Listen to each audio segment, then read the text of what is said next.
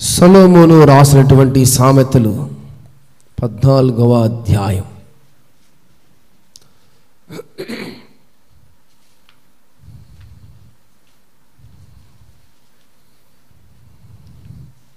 పదకొండవ వచనం చదువుతారా? భక్తిహీనుల ఇల్లు నిర్మూలమగును, యథార్థవంతుల గుడారము వర్ధిల్లును. కళ్ళు మూసుకున్నట్లయితే చిన్న ప్రార్థన చేసుకుని ముందుకు సాగిపోదాం.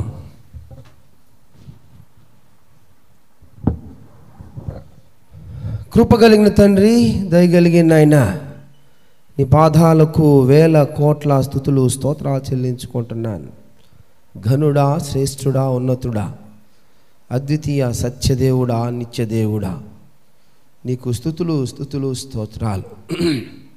నీ సన్నిధిలో నిలబడి ఉన్నాను. నన్ను కాల్చి విరవండి. ఇదిగో నాయనా, అనేక మందికి నీ మాటలే ఇక్కడ వినిపించనీయండి. నన్ను నీ రెక్కల చాటున దాచివేయండి. నీ ముఖ దర్శనం మాత్రమే కనిపించనీయండి. బలహీనుడినైనా నన్ను బలపరచండి. నీ దాసుడను, నీ పాలేరుని దేవా, నా యజమానిగా నాతో మీరుండండి. ఈ కుటుంబానికి, ఇదిగో వచ్చిన సంఘానికి ఏ మాటలైతే మీరు వివరించాలనుకుంటున్నారో, ఏ మాటలైతే మీరు బోధించాలి అనుకుంటున్నారో ఆ మాటల్ని మీరు బోధింపచేయండి. నన్ను సంపూర్తిగా మరుగు చేసి నీ ముఖదర్శనం కనిపించండి. ఇక్కడ మిమ్మల్ని మాత్రమే మహిమపరచడానికి మేము ఇంత దూరం వచ్చాం దేవా. మీరు మాత్రమే మహిమ ఘనతలకు యోగ్యుడు అయి ఉన్నావు. అందును బట్టి నీకు స్తుతులు స్తోత్రాలు చెల్లించుకుంటున్నాను దేవా. కొద్దిసేపు నీ వాక్యాన్ని ధ్యానిస్తున్నప్పుడు క్రొవ్విన మెదడు ఏ విధంగా ఉంటుందో ఆ విధంగా మాకు ఉండడానికి నీ కృప దయచే. ఈ గృహముతో, నాతో, ఇక్కడ కూర్చున్న సంఘముతో మీరు మాట్లాడమని, ప్రార్థన ఆలకించమని ప్రభువు యేసుక్రీస్తు వారి నామములో అడిగి వేడుకుంటున్నాను తండ్రి. ఆమేన్.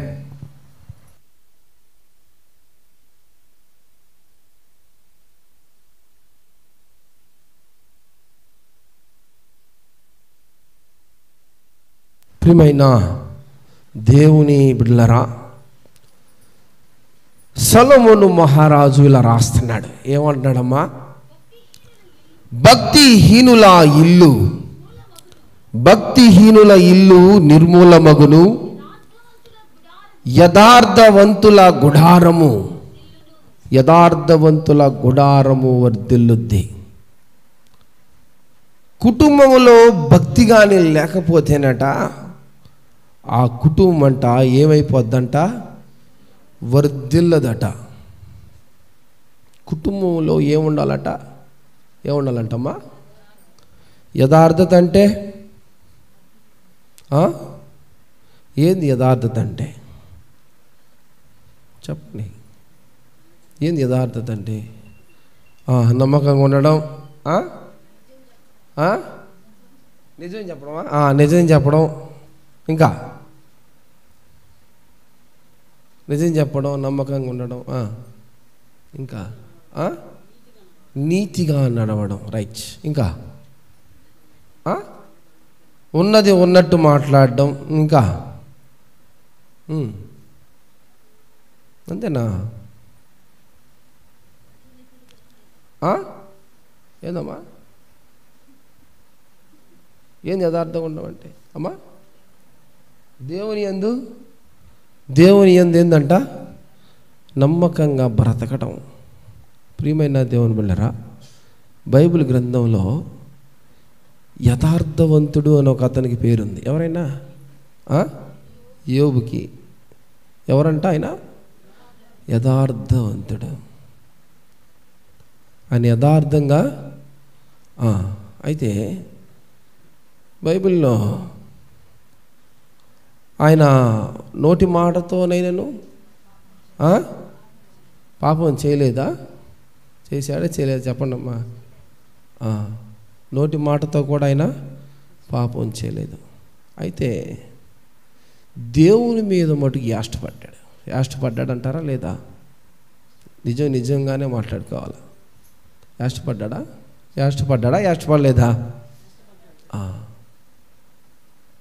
ఈ లోకంలో మనిషికి యథార్థత లేదు. ఈ లోకంలో మనిషి అనేవాడే నీతిమంతుడు కాదు. మనిషి నీతి అట మురికి పేలికి లాంటిదంట. మురికి గుడ్డ కూడా కాదు, గుడ్డ అయితే కొంచెం పొడుగ్గా ఉంటుంది. ఏందంట? పేలిక. దాంట్లో కూడా తక్కువే. మురికి గుడ్డ అయితే ఎంత పొడుగ్గా ఉంటుంది, పేలిక అయితే. మనిషి నీతి మురికి పేలిక లాంటిదట. అయితే దేవుడు అంటున్నాడు, ఏమంటాడమ్మా? లేఖనంలో రాయబడింది, చదవండి. భక్తిహీనుల ఇల్లు నిర్మూలమైపోద్ది, యథార్థవంతుల గుడారము వర్ధిల్లుద్దే. కుటుంబంలో యథార్థత ఉండాలి. అందుకని అంటాడు కదా, నీ మాట అవునంటే అవును, కాదంటే కాదు. ప్రియమైన దేవుని బిడ్డలారా, అందుకని బైబిల్ చెప్తా ఉంది. అపోస్తలుడైన పౌలు ఎఫెసీయులకు రాసిన పత్రిక 2వ అధ్యాయం 19వ వచనంలో ఒక మాట మాట్లాడుతున్నాడు, చదవండి. మైక్ తీసుకో పాపా, తీసుకో మైక్. కాబట్టి మీరిక మీదట అమ్మా పరిశుద్ధులతో ఏక పట్టణస్థులను దేవుని ఇంటి వారునై ఉండాలా. కుటుంబం అంట ఏ ఇంటి వారై ఉండాలంట? అప్పుడు వస్తుంది యథార్థత.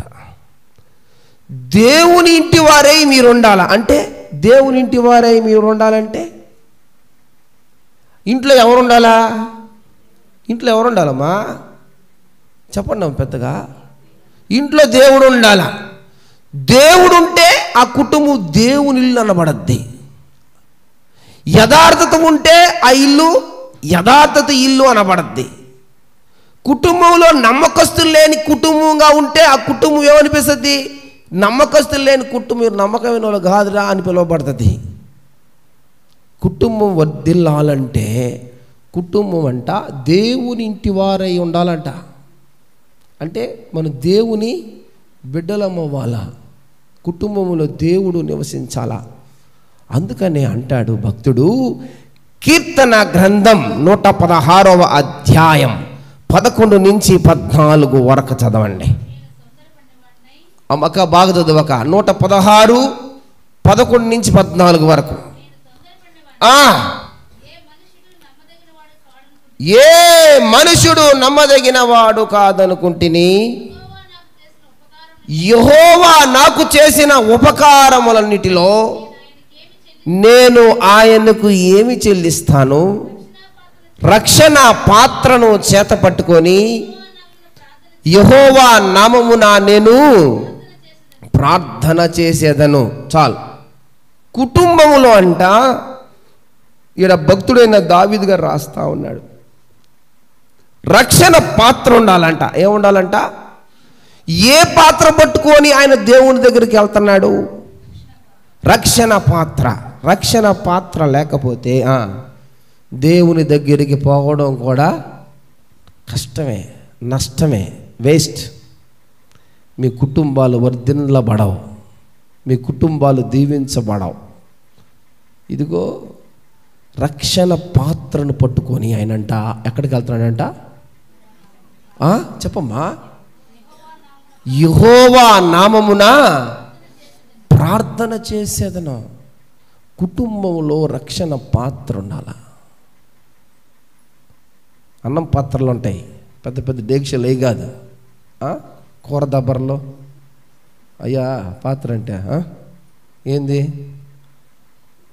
పెద్ద పెద్ద అండాలు అవి కాదు, అవి ఉంటాయి అందరి ఇళ్ళలో, అందరి ఇళ్ళలో ఉంటాయి. కానీ ఏ కుటుంబంలో అయితే రక్షణ పాత్ర ఉంటుందో ఆ కుటుంబాలు దీవించబడతాయి. ఏ కుటుంబం అయితే దేవుని ఇల్లు అని పిలువబడుతుందో ఆ కుటుంబం దీవించబడద్ది. ఏ కుటుంబం అయితే దేవునికి యథార్థత కలిగి ఉంటుందో ఆ కుటుంబాలు దీవించబడతాయి, ఆ కుటుంబాలు దీవించబడతాయి. ప్రియమైన దేవుని బిడ్డలారా, అందుకని అంటాడు మత్తయి సువార్త 10వ అధ్యాయం 13వ వచనంలో ఒక మాట రాస్తున్నాడు, చదవండి. ఆ ఇల్లు యోగ్యమైనది అయితే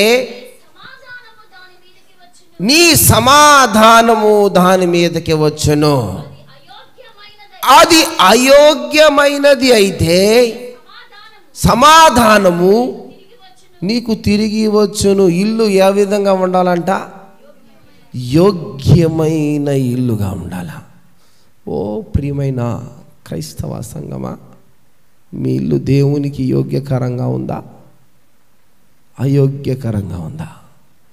మీ కుటుంబంలో దేవుని నిజంగా స్తుతిస్తున్నారా, ఉత్తుత్తికే స్తుతిస్తున్నారా? మీ కుటుంబంలో యథార్థత ఉందా, యథార్థత లేదా? మీ కుటుంబము దేవుని ఇల్లు అని పిలువబడుతుందా, పిలువబట్టలేదా? ఇదిగో మీ కుటుంబాలు ఏ విధంగా ఉన్నాయో నాకైతే తెలీదు. యోగ్యమైన ఇల్లుగా మన ఇల్లు ఉండాలి. అయితే ఇల్లు ఇలా ఉండాలి అని బైబిల్ గ్రంథంలో కొన్ని ఇల్లులు మీకు నేను పరిచయం చేయాలనుకుంటున్నాను. యోహాను సువార్త 12వ అధ్యాయం 3వ వచనంలో ఒక మాట రాస్తున్నాడు, చదవండి. మా మైక్ లేదమ్మా, చదువమ్మా. కొంచెం ఆన్ చేసుకోమ్మా. అప్పుడు మరియా మిక్కిలి విలువ కలిగిన అచ్చ జటామాంసి అత్తరు ఒక సేరున్నర బరువున్నది తీసుకొని యేసు పాదములకు పూసి తల వెంట్రుకలతో ఆయన పాదాలు తుడిచింది. ఇల్లు ఆ అత్తర వాసనతో నిండిపోయింది. ప్రియమైన దేవుని బిడ్డలారా, ఎంత తీసుకొచ్చిందంట ఆమె? సేరున్నర ఎత్తంటే, సేరున్నారంటే అక్క 1.5 కేజీయా, అంతేనా? సేరున్నర ఎత్తు అత్తర తీసుకొని వచ్చిందంట. ఇంత అత్తర కొనాలంటే ఎంతక్క? అత్తరంటే ఇంత అత్తరు కొంటేనే కొన్ని వేలల్లో ఉంటుంది కదా, అంత అత్తరు. మంచి కాస్ట్లీ అత్తరు అయితే, పిచ్చి పిచ్చి అత్తరు అయితే 100 రూపాయలు కూడా దొరకద్ది కదా. ఆమె అచ్చ జటామాంసి అత్తరు తీసుకొని వచ్చిందట. తీసుకొని వచ్చాట ఏం చేసిందంట? యేసయ్య పాదాలు కడిగిందట. తల వెంట్రుకలతో పాదాలు తుడిచేసిందట. ప్రియమైన దేవుని బిడ్డలారా, ఎంత విలువ పెట్టి కొనిందో ఈ అత్తరు నాకైతే తెలీదు. ఇది 300 దేనారాలు, 300 దేనారాలకి ఈ అత్తరు కొనిందట. ఈ అత్తరు తీసుకొని వచ్చి యేసే పాదాల మీద పోసి ఏం చేసిందట? పాదములు దేంతో తుడిచిందట? తల వెంట్రుకలు. ప్రియమైన దేవుని బిడ్డలారా, స్త్రీలు ఎక్కువగా ఇష్టపడేది ఎంట్రుకలే. ఏంది? ఎంట్రుకలు కదా. 2 ఎంట్రుకలు రాలితే దానికి ఎన్ని పోస్తారో కదా, దానికి ఎన్ని కాస్ట్యూమ్స్ వాడతారో. 2 ఎంట్రుకలు రాలకూడదు. ప్రియమైన దేవుని బిడ్డలారా, ఆమెకి ఎంట్రుకల కన్నా అత్తరు కన్నా యేసయ్య పాదాలు ఆమెకి ఎక్కువ ఇష్టమేని. హల్లెలూయా. క్రైస్తవుడికి, క్రైస్తవ విశ్వాసికి, క్రైస్తవ కుటుంబాలకు ఇదిగో ఏది ఎక్కువ కాకూడదు, దేవుడే ఎక్కువ అవ్వాలా. వాళ్ళ జీవితంలో దేవుడే ఉండాలా, దేవునికే ప్రాధాన్యత ఇవ్వాలా. ఇదిగో ఆమె జుట్టు ఎంత పొడుగుందో నాకైతే తెలియదు, కానీ 300 రూపాయలు దేనారాలు, 300 దేనారాలు పెట్టి అత్తరు కొని 1.5 సేరు అత్తరు తీసుకొని వచ్చంట. ఆయన పాదాల మీద పోసి గుడ్డ కాదు, లేకపోతే చీరతో కాదు తుడిచింది. దేంతో తుడిచిందట? జుట్టు తీసుకొని ఎంట్రుకలు తుడుస్తా ఉందట. దేవా, నాకు జుట్టు కన్నా నువ్వే ఎక్కువ, నా అందం కన్నా, నా అందం చందాల కన్నా నీ పాదాలే నాకు ఎక్కువ. ఇదిగో నేనెంతో కష్టపడి దాపెట్టుకొని కొనుక్కున్న అత్తరు కన్నా నాకు నీ పాదాలు ఎక్కువ. ఆడొక మాట రాయబడింది, పాదాల మీద పోసి తుడుస్తూ ఉంటేనంట ఇల్లంతా వాసన వచ్చిందంట. ఏదంట? ఇల్లు అత్తర వాసనతో నిండిపోయింది. ఇల్లు అత్తర వాసనతో నిండిపోయింది. ఇదిగో క్రైస్తవ కుటుంబాలు ప్రార్థన అనే అత్తర వాసనతో నిండిపోవాలి. హల్లెలూయా. ఇదిగో ఎప్పుడైతే కుటుంబంలో ప్రార్థన అత్తరు ఉంటుందో ఆ ఇల్లంతా సువాసన కొట్టుద్ది. చాలామంది ఈ మధ్య చెట్లకి, సంకలకి, వాటికి, వీటికి అత్తరు కొట్టి ఇల్లంతా గబ్బు చేస్తున్నారు. కానీ కుటుంబంలో దేవుణ్ణి స్తుతించడం తక్కువైపోయింది, కుటుంబంలో దేవుని ఆరాధించడం తక్కువైపోయింది, కుటుంబంలో దేవుని పాదాలు పట్టుకోవడం తక్కువైపోయింది. ప్రియమైన దేవుని బిడ్డలారా, నువ్వు ఎంత మేరకు యేసయ్యతో సహవాసం చేస్తున్నావు? ఎంత మేరకు నీ సమయాన్ని దేవునికి ఇస్తున్నావు? ఎంత మేరకు నీ ధనాన్ని దేవుణ్ణి ఖర్చు పెడుతున్నావు? ఎంత మేరకు నువ్వు ఆయనకి ప్రాధాన్యత ఇస్తున్నావు? నేను ఒక మాట చెప్పనా, అన్నిటికంటే భయంకరమైన పాపం అందరూ వ్యభిచారం అనుకుంటారు, లేకపోతే హత్య చేయడం, నరహత్య చేయడం అనుకుంటారు, లేకపోతే దొంగతనం చేయడం, మోసం చేయడం అనుకుంటారు. ఇవన్నీ భయంకరమైన పాపాలే. వీటన్నిటికన్నా గొప్ప పాపం, పెద్ద పాపం, ఇదిగో చెప్పుకోలేనంత పాపం ఏదైనా ఉందంటే యేసయ్య మనల్ని ఏ విధంగా అయితే ప్రేమించాడో ఆయన్ని అంతగా ప్రేమించకపోవడమే భయంకరమైన పాపం.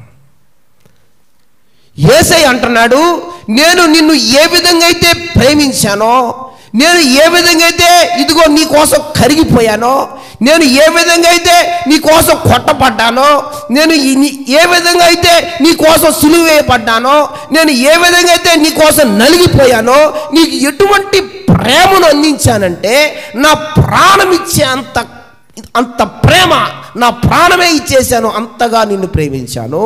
నీ దగ్గర నుంచి నేను సేమ్ అటువంటి ప్రేమనే ఎక్స్పెక్ట్ చేస్తున్నా. యేసయ్యని ప్రేమించే అంతకన్నా తక్కువగా ప్రేమించడమే అధికమైన పాపం. చాలామంది క్రైస్తవులకు అర్థం కావట్లా. దేవునికి డబ్బులు ఇస్తున్నాంలే, ఆదివారం మందిరానికి పోతున్నాంలే. ఇదిగో నేను అంటాను, మీ అందరితో సూటి ప్రశ్న, నిన్ను యేసయ్య ప్రేమించేంతగా నువ్వు యేసయ్యని ప్రేమిస్తున్నావా? అప్పుడే నీ ఇల్లు సువాసన కొట్టద్ది. ఏం చేస్తుంది ఇల్లు? అత్తర సువాసన కంటే గొప్ప సువాసన కలగద్ది. ప్రియమైన దేవుని బిడ్డలారా, రెండవదిగా యెహోషువ 24వ అధ్యాయం 15వ వచనంలో ఒక మాట రాస్తున్నట్టు చదవండి.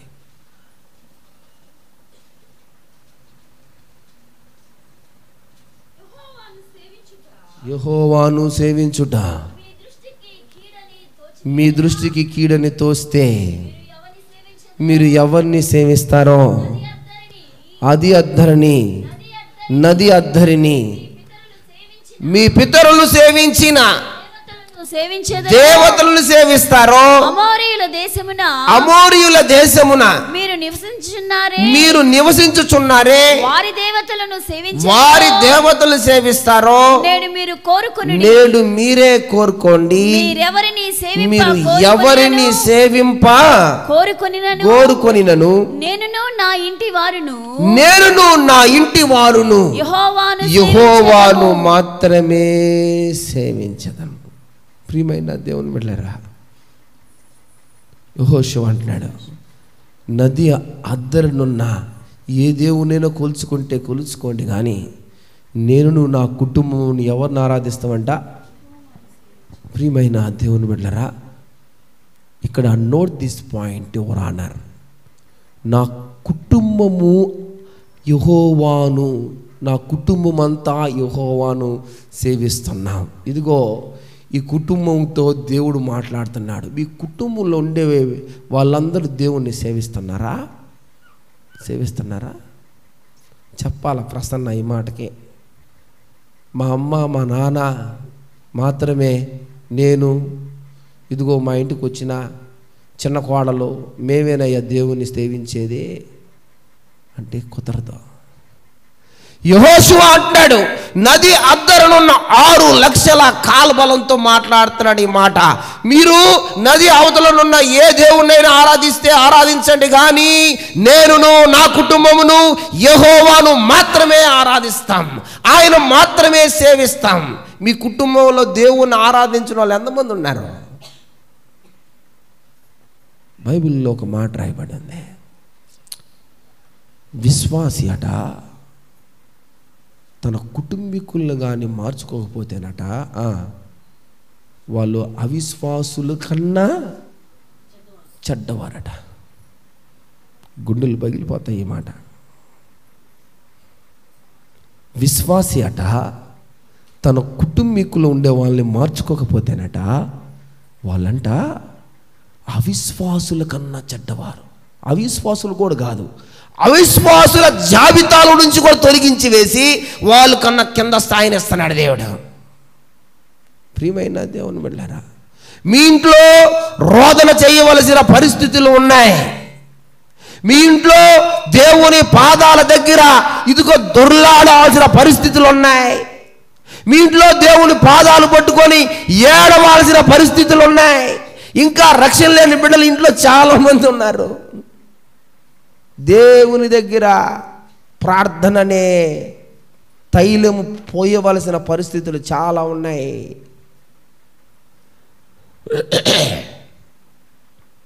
ప్రియమైన దేవుని బిడ్డలారా, ఇంకా కుటుంబంలో రక్షణ లేకపోతే, ఇంకా దేవుని తెలుసుకోకపోతే, ఇదిగో మిమ్మల్ని అవిశ్వాసుల జాబితాల నుంచి ఆయన తొలగిస్తున్నాడు. విశ్వాసుల జాబితా కాదు, ఏందంట అవిశ్వాసుల జాబితా. ఎంత భయంకరమైన మాట ఈ మాట. ప్రియమైన విశ్వాసి, చూడండి, మన ఇల్లు ఏ విధంగా ఉండాలంటే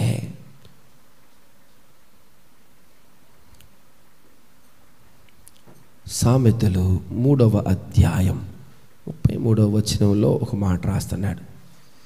సొలొమోను రాసిన సామెతలు, యెహోవా శాపం వచ్చును, నీతిమంతుల నివాస స్థలమును ఆయన ఆశీర్వదించును. ప్రియమైన దేవుని బిడ్డలారా,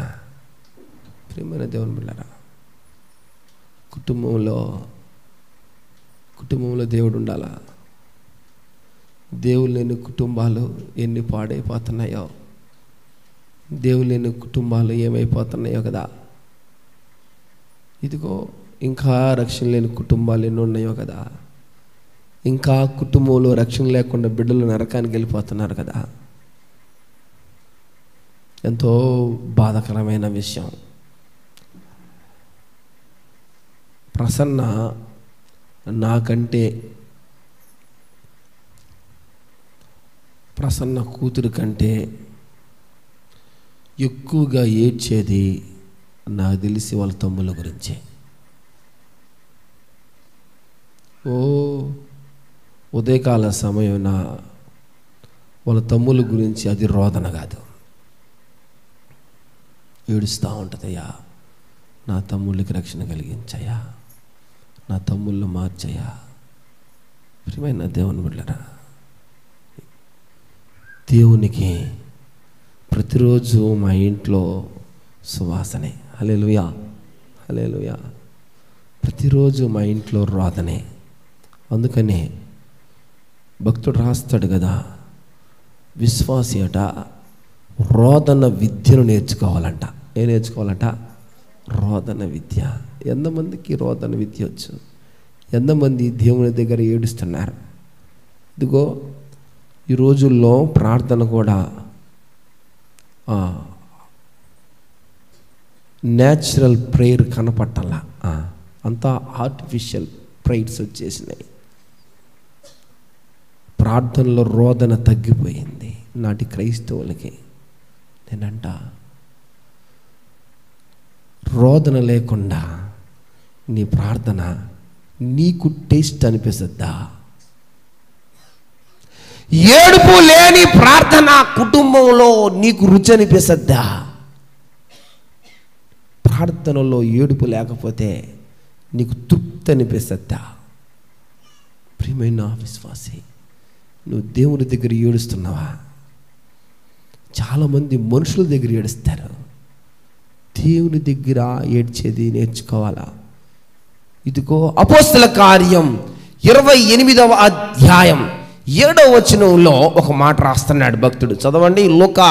లూకా రాసిన అపోస్తల కార్యం 28వ అధ్యాయం 7వ వచనం.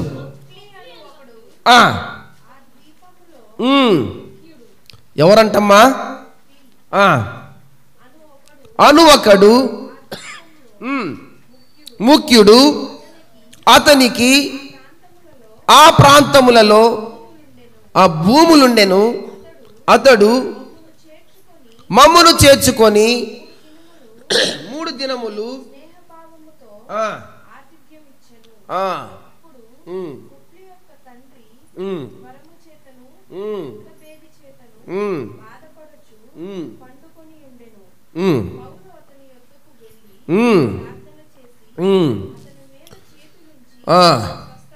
చాలమ్మా, చాలా భూములున్నాయి, గొప్ప ధనవంతుడు. దేవుని బిడ్డలు వాళ్ళ ఇంటికి వస్తేనంట ఏం చేశాడంట?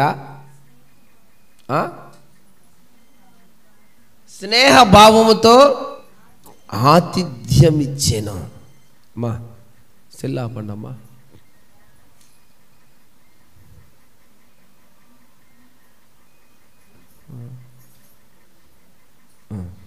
రైట్. కుటుంబం అంట దేవునికి, దేవుని బిడ్డలకంట ఆతిథ్యం ఇచ్చే కుటుంబముగా మన కుటుంబాలు ఉండాల. ఆతిథ్యం ఇచ్చే కుటుంబం. ఇదిగో నీ ఇంటికి దైవజనుడు వస్తే, నీ ఇంటికి వచ్చిన దైవజనుడిని నువ్వు ఎంత మేరకు ఆతిథ్యం ఇస్తున్నావు? నాకు తెలిసి క్రైస్తవులు దైవజనుడు ఇంటికి వస్తే టీ బిస్కెట్ ఇస్తారు, అవసరమైతే ఒక ముద్ద అన్నం పెడతారు. ఒక్కరోజు కూడా ఉంచుకున్న దాఖలు కనపడవు కదా. ఎప్పుడెప్పుడైనా ప్రార్థన చేసి హల్లెలూయా ఆమేనని వెళ్ళిపోతాడని చూస్తారు. కానీ అయ్యా ఒక్కరోజు మీరు మా ఇంట్లో ఉన్నారయ్యా, ఉండండి అని ఇప్పుడు అడిగారా? ఒక్కరోజన్నా మీరు మా ఇంట్లో ఉండండి అయ్యా అడిగారా? అడగలేదు. చెప్పండమ్మా. మీ కుటుంబంలో దైవజనుడు ఎన్ని రోజులు ఉన్నాడు? మీ కుటుంబంలో దైవజనుడికి ఎన్ని రోజులు ఆతిథ్యం ఇచ్చారు? ఆతిథ్యం ఇవ్వాలంటే గమ్ముగింట్లో కూర్చోబెట్టడమే కాదుగా. ఏమేం చేయాలా? ఆయన బాత్రూంలో నీళ్లు పెట్టాలా, ఆయనకి టవాలు ఇవ్వాలా, ఆయనకి శ్రేష్టమైన పదార్థాలు పెట్టాలా. వీళ్ళంట 3 రోజులు దైవజనుడికి ఆతిథ్యం ఇచ్చారట. కుటుంబాల్లో దేవునికి ఆతిథ్యం ఇచ్చే కుటుంబాలుగా మన కుటుంబాలు ఉండటం వల్ల ఇంకెక్కడి నుంచి వస్తాయి ఆశీర్వాదాలు? నేను చెప్తాను పాస్టర్లారా, విశ్వాసులు దేవుడికి ఆతిథ్యం మీరు మీకేమిస్తారా నాయనా? విశ్వాసులు దేవుడికి ఆతిథ్యం ఇట్లేదు. ఈ మధ్య దేవుడు తొందరగా వెళ్ళిపోమంటున్నారు, మాకు చాలా పనులు ఉన్నాయి, నేను వెళ్ళిపోతే మేము చేసుకోవాలి కొన్ని అంటున్నారు. పాస్టర్లారా, మీరు మీ విశ్వాసుల మీద బాధపడబాకండి. ప్రియమైన దేవుని బిడ్డరా, ఆతిథ్యం ఇచ్చే కుటుంబముగా మీ కుటుంబం ఉండాలా. సువాసన చెందే కుటుంబముగా మీ కుటుంబం ఉండాలా. యథార్థత ఉండే కుటుంబముగా మీ కుటుంబం ఉండాలా. దేవుని ఇంటివారై ఉన్న కుటుంబముగా మీ కుటుంబం ఉండాలా. దేవుని ఇంటివారై ఉన్న కుటుంబం. ప్రియమైన విశ్వాసి, మన కుటుంబాలు ఏ విధంగా ఉన్నాయి? అందుకనే చూడండి, సామెతలు 15వ అధ్యాయం 25వ వచనం.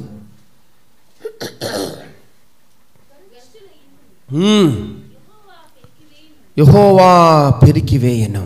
చాలు చాలు. కుటుంబంలో గర్వం ఉండకూడదు. కుటుంబంలో సాత్వికం ఉండాలా. దేవుడు పెరికేసుకునేదాకా ఉండకూడదు. దేవుడు శిక్షించేదాకా ఉండకూడదు. సరిచేయబడాలా. ఉదయం ఒక మాట చెప్పుకుంటా వచ్చా. ఆయన నీతిమంతుడై ఉండి ఆమెను రహస్యముగా విడనాడవలనని ఉద్దేశించాడంట. నీతిమంతుడికి అయితే ఆలోచన ఎట్ట వస్తుంది? రహస్యంగా విడనాడితే ఆమెకు అవమానం కలగద్దా? చెప్పండి అమ్మా. యేసేపుకి ఆయన నీతిమంతుడై ఉండి ఆమెను బహిరంగ విడనాడితే ఆమెకి అవమానకరమని ఆమె రహస్యంగా విడనాడాలనుకుంటా. రహస్యంగా విడనాడితే ఆమెకి అవమానం ఉండదా? వాళ్ళ ఇంటి వాళ్ళకి అవమానం ఉండదా? ఉంటుంది కదా. ప్రియమైన దేవుని బిడ్డలారా, అయితే దేవుడు యేసేపుని సరిచేస్తున్నప్పుడు దేవుని మాటకు ఒబే అయిపోయాడు. యేసేపు ఆమె పరిశుద్ధాత్మ ద్వారా గర్భము ధరించింది. That's all. నో విడనాడబాక. మళ్ళీ దూత తెప్పించుకోవాలా. దేవుని కుటుంబం కూడా దేవుడు మాట్లాడుతున్నప్పుడు ఒక్కసారే సరిచేయబడిపోవాలా.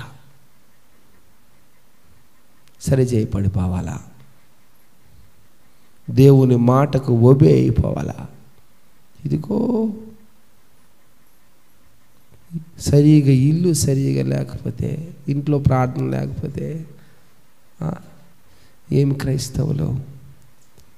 ప్రియమైన దేవుని బిడ్డలారా, చాలా సంతోషం. ప్రసన్న వాళ్ళ అమ్మ రక్షింపబడింది, వాళ్ళ నాన్న రక్షింపబడ్డాడు. ఒక కోడల్ని, రక్షణ పొందిన కోడల్ని తెచ్చుకున్నారు. ఇంకిద్దరు తమ్ముళ్ళు, ఇంకో అమ్మాయి రక్షింపబడాలా. ప్రార్థన చేయండి ఈ కుటుంబం కోసం. ప్రియమైన దేవుని బిడ్డలారా, చూడండి ఒక మాట రాస్తున్నాడు ఇక్కడ. 1వ దినవృత్తాంతములు 28వ అధ్యాయం 9వ వచనములో ఒక మాట రాస్తున్నాడు. సొలొమోనా ఏమంటున్నాడమ్మా? ఎవరమ్మా మాట్లాడేది ఈ మాట? దావీదు ఏమంటున్నాడమ్మా? సొలొమోనా నా కుమారుడా, నీ తండ్రి యొక్క దేవుడైన యెహోవా అందరి హృదయములను పరిశోధించేవాడు, ఆలోచనలన్నిటినీ సంకల్పములన్నిటినీ ఎరిగిన వాడై ఉన్నాడు. నీవు ఆయనను తెలుసుకొని హృదయపూర్వకంగాను మనఃపూర్వకంగాను ఆయనను సేవించుము. ఆయనను వెదికిన ఎడల ఆయన నీకు ప్రత్యక్షమవుతాడు. నీవు ఆయనను విసర్జించిన ఎడల ఆయన నిన్ను కూడా నిత్యం ఏం చేస్తాడంట? త్రోసివే. నీవు దేవుని మాట వింటే ఆయన నీతో ఉంటాడు. నీవు దేవుని మాట వింటే ఆయన నీ పక్షాన ఉంటాడు. నీవు దేవుని మాట వింటే ఆయన నీ పక్షాన కార్యాలు చేస్తాడు. ఆయన మాట నీ ఉంటే నీ కుటుంబ సమస్యలు తీరుస్తాడు. ఆయన మాట నీ ఉంటే నీ బిడ్డలకు రక్షణ కలగద్ది. ఆయన మాట నీ ఉంటే నీ భర్త మారుతాడు. ఆయన మాట నీ ఉంటే వింటే ఇదిగో నీ ఆర్థిక ఇబ్బందులు తీరుతాయి. ఆయన ఆయన మాట నీవు వింటే నీ నీ నీ ఆత్మీయమైన స్థితి అభివృద్ధిలోకి వెళ్ళిపోద్ది.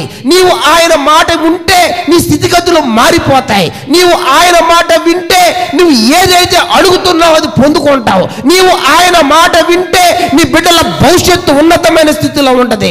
నీవు ఆయన మాట వింటే నీ పక్షాన ఆయన బాహువు కురచగాకుండా నీ పక్షాన దేవుడు ఉండి ఆయనే యుద్ధాలు చేస్తాడు. నీవు ఆయన పక్షాన ఉంటే, ఆయన మాట నీవు గాని వింటే నీకు ఆయనే అండగా ఉంటాడు, నీకు ఆయనే తోడుగా ఉంటాడు.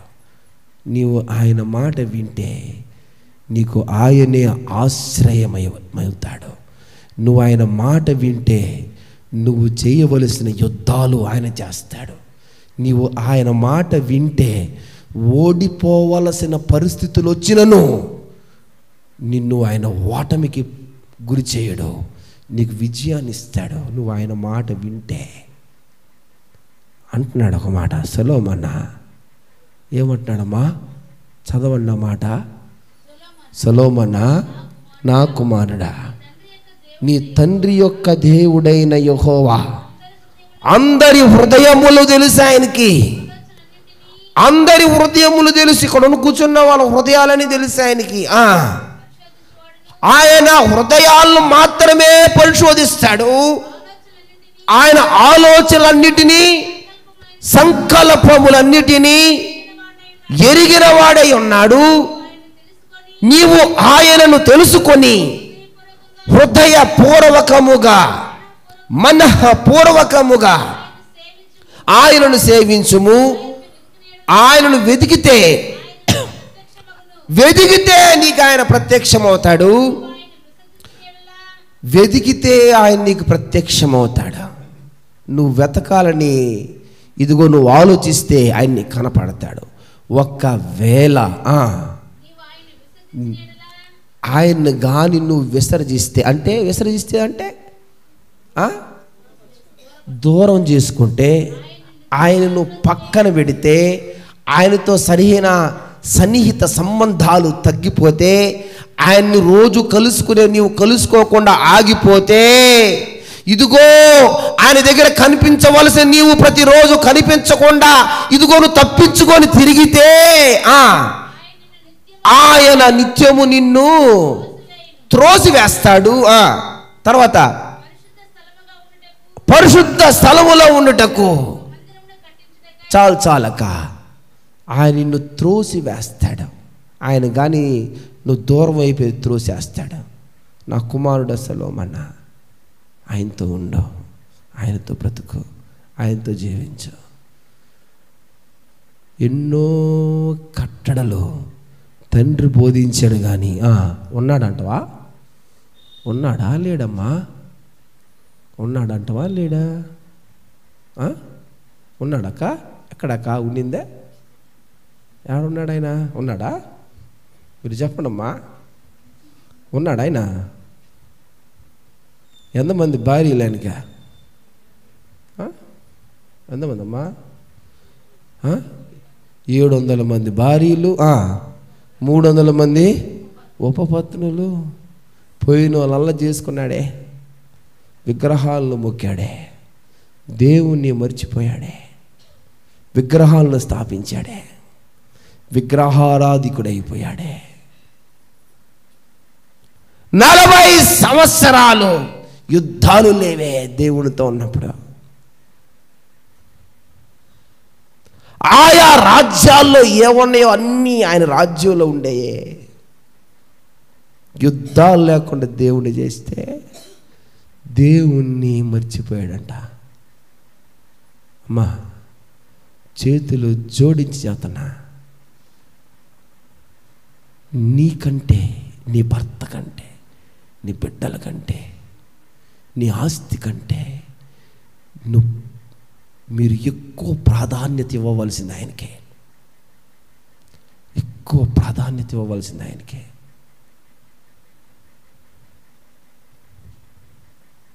ఆయనకి ప్రాధాన్యత ఇచ్చి చూడండి,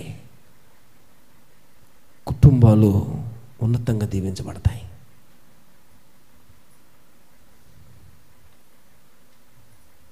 ఆయనకి ప్రాధాన్యత ఇచ్చి చూడండి. ఆయనకి పరిపూర్ణముగా ఆయన దగ్గర పానార్పణముగా పోయబడండి.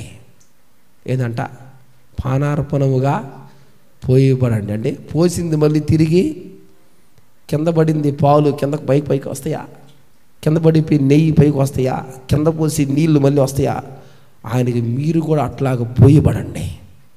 చాలు, మీ జీవితాలు ఉన్నతముగా మారిపోతాయి, ఉన్నతమైన స్థితిలోకి వెళ్ళిపోతాయి. ప్రియమైన విశ్వాసి, మా నాన్న చనిపోయినప్పుడు వాక్యం చెప్పడమే ఏం చెప్పాలా తెలియని పరిస్థితులు. దేవా, ఏం చెప్పాలా వాక్యం? నాకు శశికి మంచం వేయండి, పనుకొని నిద్ర పోతే. నాకు తెలీదు ఏం చెప్పాలా అని. దేవా, ఏం మాట్లాడాలా, ఏం చెప్పాలంటే నిద్రపోతా ఉంటే ఒక వాక్యం కనపడేది. ఎక్కడ మర్చిపోతానేమోనని ఆ మధ్యరాత్రులు లేచి రాసుకునేవాడిని. మొద్దు కదా, నిద్ర కదా. ఉదయాన్ని లేచి ఆ వాక్యాన్ని ధ్యానించి మందిరంలో వాక్యం చెప్పేవాడిని. తెలియదు వాక్యం చెప్పడం. దేవుడు మాట్లాడుతూ వచ్చేవాడు. ఇదిగో ఇది పరిస్థితి, ఇదిగో ఇట్లాగా ఇట్లాగా ఇట్లాగా. ఇదిగో దేవునితో సన్నిహిత సంబంధాలు కలిగి ఉంటే దేవుడు మనతో మాట్లాడతాడు. హల్లెలూయా, హల్లెలూయా. ఇదిగో చేయి పట్టుకొని మనకి పచ్చిక మైల్లోకి మనం తీసుకొని పోతాడు. చేయి పట్టుకొని పచ్చిక బయల్లోకి తీసుకొని వెళ్ళిపోయి శ్రేష్టమైన ఆహారాన్ని భుజింపజేస్తాడు. ప్రియమైన విశ్వాసి,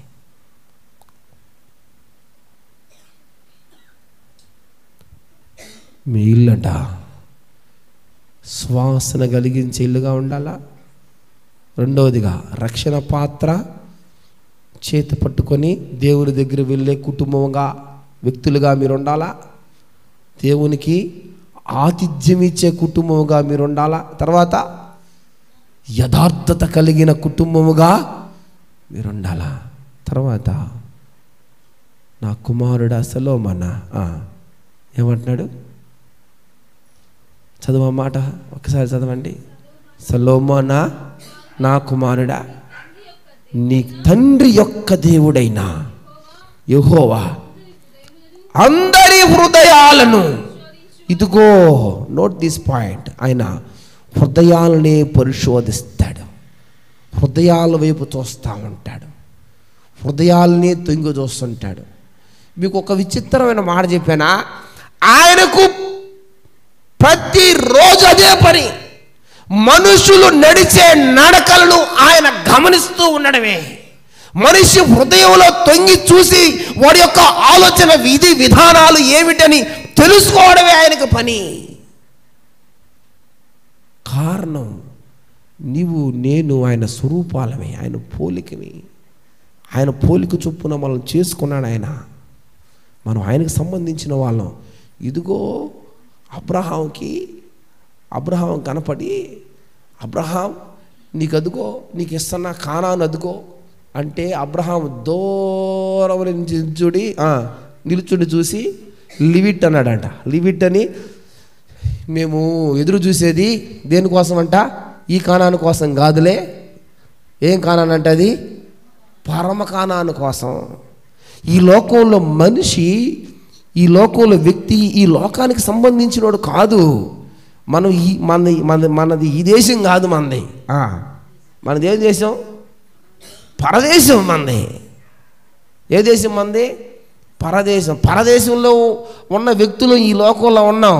ఈ లోకంలో మనం ఎవరు మాటలు వినాలా? ఆయన మాటలు వినాలా. ఇంకా ఆయన జోక్యం తప్ప మనిషికి మరొక జోక్యం ఉండకూడదు. నేను మా గాడ్స్ అందరికీ చెప్తా, 100-150 మందికి ఒకటే మాట చెప్తా. నేను మాట్లాడినప్పుడల్లా బైబిల్ మాటలే, వాళ్ళకి మాట్లాడినప్పుడు బైబిల్ మాటలే. దేవుని గురించే మన స్వరం వినపడాలా. దేవుని గురించే నీ ఉద్యోగంలో దేవుని తెలియపరచాలా, నీ వ్యాపారంలో దేవుని తెలియపరచాలా, నీ ఇంట్లో నువ్వు దేవుని స్తుతించాలా, దేవుని తెలియపరచాలా ఇతరులకి. ఇదిగో నువ్వు చేసే ప్రతి చిన్న పనిలో దేవుని తెలియపరచాలా. ప్రియమైన దేవుని బిడ్డలారా, నేను అంటాను, మీరు ఎంత మేరకు యేసయ్య గురించి తెలియపరుస్తున్నారు? మేము తెలుసుకోవడం ఏం తక్కువయ్యా? మేమే సరే గుళ్ళకి రాం, మేము తెలుసుకోవడం తక్కువైతే మేము తెలియపరిచేది ఏంది అంటారు కదా. నిజమేలే, మీ మనసులో ఉన్న మాట నిజమే. దేవుని గురించి తెలియపరచాలా. ఎంత మేరకు మీరు ఎఫర్ట్ పెడుతున్నారు?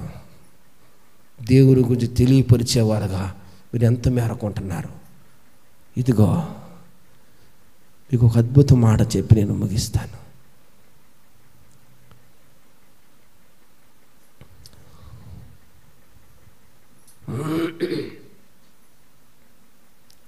ఆయనకి ఇద్దరు కుమార్తెల, ఎవరైనా ఫిలిప్కి ఎంతమంది?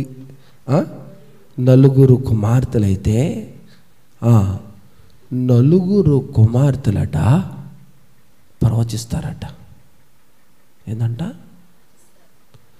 4 కుమార్తెల మీదకి దేవుని ఆత్మ దిగి వస్తదట. 4 కుమార్తెలు ప్రవచించువారే ఉన్నారట.